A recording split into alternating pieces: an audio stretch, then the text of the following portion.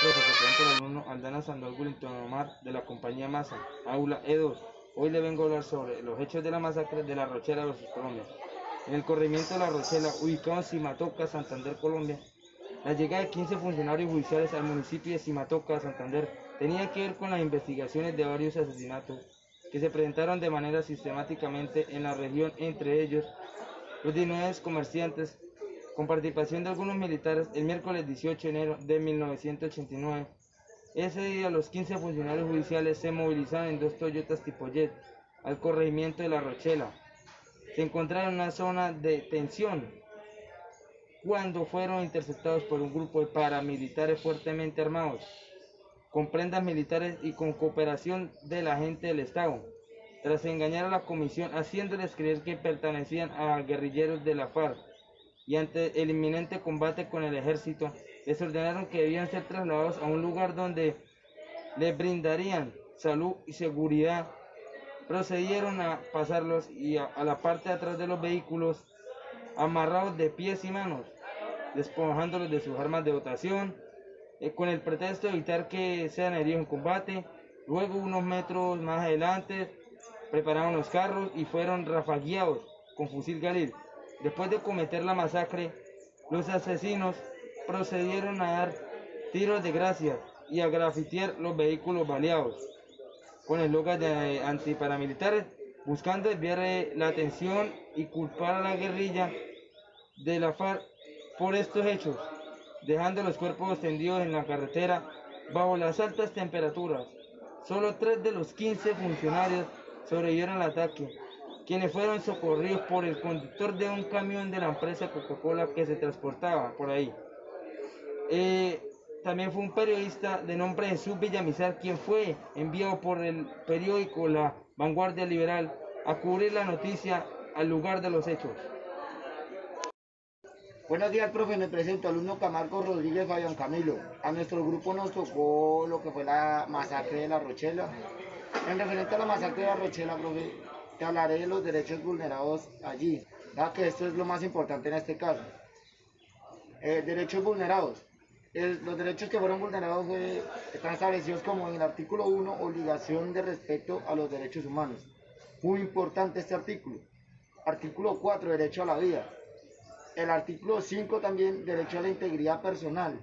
El artículo 7, la personal. El artículo 8, derecho a las garantías judiciales, ya que hubo infracción en este artículo. Artículo 25, derecho a la protección judicial. Ahora, de como tal, pues de los derechos y argumentando un poco sobre la masacre. El artículo 1, bueno, dice que argumenta que los estados deben abstenerse de interferir en el disfrute de los derechos humanos o limitarlos a la obligación de protegerlos. Exige que los estados hagan abusos de los derechos en contra de individuos o grupos de personas. Artículo 4, derecho a la vida. Este artículo nos habla que de acuerdo a las consideraciones y al reconocimiento de la responsabilidad efectuando por el Estado, este tiene responsabilidad de la muerte de los 12 funcionarios que entregaron la comisión, dado que se refería al derecho de tener la oportunidad de vivir en el derecho a la supervivencia y el derecho a vivir plenamente. El artículo 5, derecho a la integridad personal. La Corte recuerda que los tratos crueles, inhumanos y degradantes que fueron sometidos los funcionarios están estrictamente prohibidos en el derecho internacional, dado que también tiene como origen pues el respeto debido a la vida, al sano desarrollo de esta misma.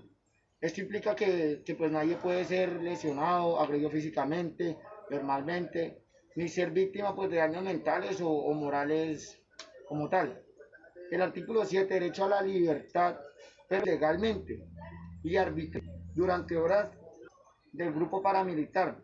Todas las personas estas tienen derecho a la libertad y a la seguridad personal. Ser sometido a la retención o encarcelamiento arbitrario, salvo a causas que están en la Constitución. Artículo 8, derecho a las garantías judiciales.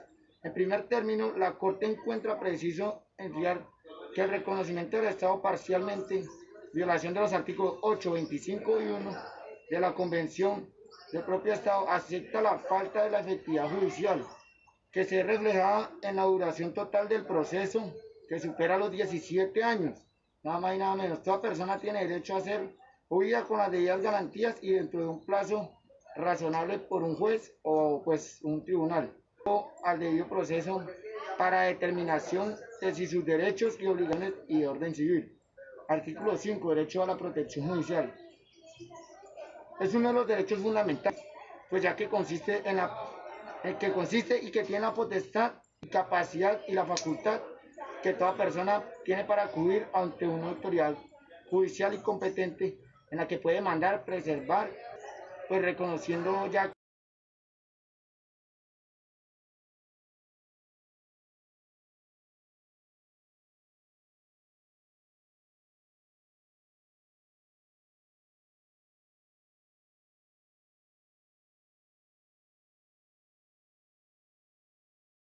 Buenos días, profe. Me presento. Alumno Río Contreras Leonardo, orgánico de la compañía Masa, primer pelotón, aula E2. El fallo de la Corte. ¿El por qué falla la Corte? La Corte falla ya que el Estado es responsable por violaciones de los derechos humanos de la víctima y es condenado a indemnizar a las víctimas y familiares, tanto en reparaciones como en costos. Con posterioridad a la presentación de la constatación de la demanda, los representantes remitieron a la Corte un acuerdo. Dicho acuerdo era relaciones con algunas medidas de reparación entre los estados de Colombia y los representantes de las víctimas y sus familiares, el cual fue suscrito el 31 de enero del 2017. Dicho acuerdo parcial contemplaba medidas de reparación relacionadas con el desgravio a la memoria de las víctimas, la publicación de la sentencia de la Corte Interamericana, el daño al proyecto de vida de las víctimas y sus familiares, y el daño en cuanto a algunos de los familiares de las víctimas,